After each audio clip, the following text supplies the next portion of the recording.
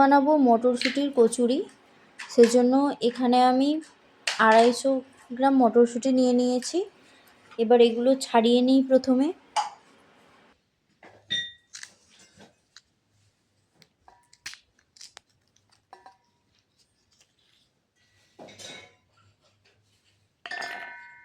মটরশুঁটিটা ছাড়িয়ে নিয়েছি।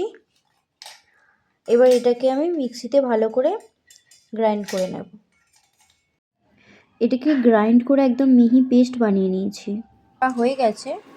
এবার এটাকে তেলের মধ্যে একটু নাড়াচাড়া করে নিলাম, যাতে এর মধ্যে থেকে কাঁচা গন্ধটা দূর হয়ে যায়।